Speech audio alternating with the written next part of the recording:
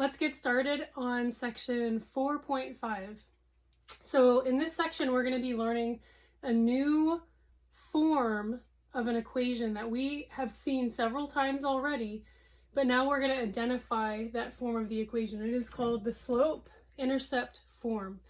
And it's always going to be in this format, y equals mx plus b.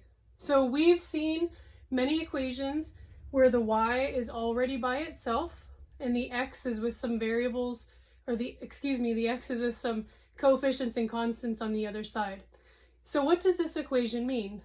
Well, any coefficient that's with the x would be our slope, because we know that m equals our slope. The b in this formula would always represent where the line is going to cross at the y-axis. So the b represents our y-intercept.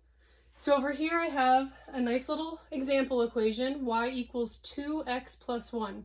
So the y is by itself, the x is on the other side with a coefficient and a constant.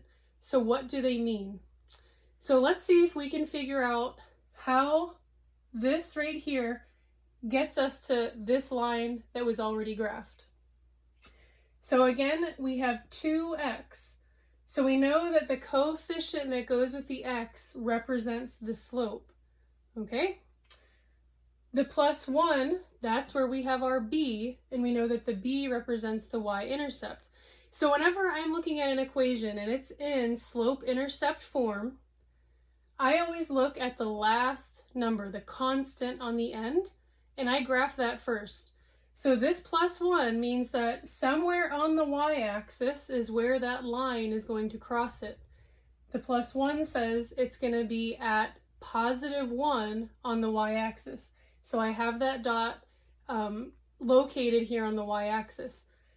This is our slope. Now it's not in a fraction. We've been used to seeing our slopes as fractions, but just remember that every whole number really is an invisible fraction. It has that division bar and then a 1 underneath of it.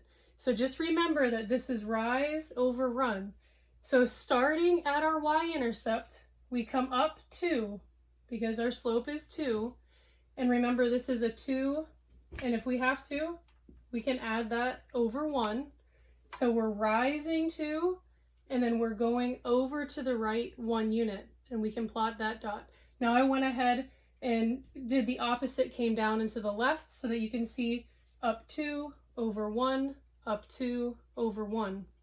And I have those 3 dots. Connect those dots and you have graphed a line using your slope-intercept form.